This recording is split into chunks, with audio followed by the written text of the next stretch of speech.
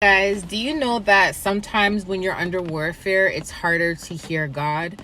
And the reason being is because when you're under warfare, there's a lot of blockages, there's a lot of interruptions and all of that. This is why, fasting is so important. This is why when people fast, they're able to hear God a lot clearer, because what happens is they end up breaking any sort of ritual, they end up breaking any sort of attack, any sort of curse, they end up rebuking any sort of monitoring spirit. And then what ends up happening, once that's kind of broken and that's the interruption has been cleared, you're able to hear God a lot clearer. So for those asking, Steph, how come I'm not able to hear God? How come I'm not able to hear God as clear?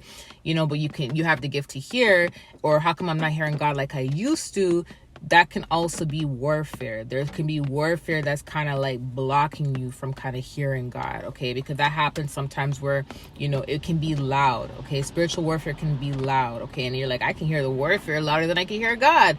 That means that you may have to go into a fast. And once you go into an Esther fast or a dry fast, even if it's like 24-hour dry fast or nothing for 24 hours, you get what I'm saying? That can help kind of reduce and break a bit of the interference out of your life, right? And then you can be able to hear a lot clearer. I notice every time I'm finished my fast, my gifts when it comes to my sensitivity are a lot stronger. I can hear a lot clearer. I can see a lot clearer in my dreams and stuff. Well, I think when people say when they fast, they're able to see and hear a lot more, because you're breaking whatever interruptions or you're breaking whatever blockages that's there, that's trying to prevent you from being able to access or to use your gifts to its highest potential, okay?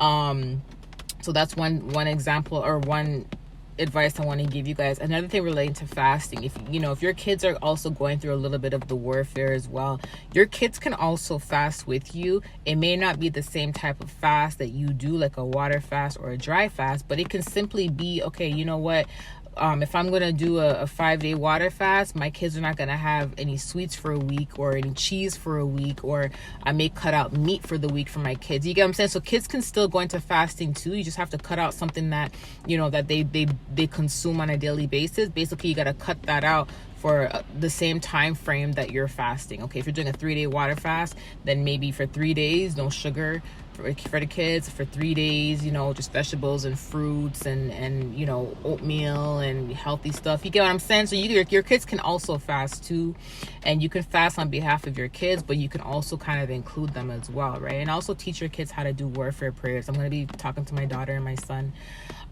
this week, because it's March break, about warfare prayers and how to do warfare prayers. I'm going to teach them how to do warfare prayers and stuff, so we can pray as a family. So that's another advice I wanted to give you guys. Anyways, for those wondering why you can't hear God as much, or why you can't hear God like you used to, or why, that can be it too. Sometimes warfare can block, because when you go through warfare, it's like you can't access your gifts to its highest potential sometimes. So that's, like I said, this is why when you fast, it's a lot stronger. You have to break the bondage, break whatever is interfering when you fast. Okay, I want to give you guys this advice. Okay, love you guys. Talk to you soon. Bye.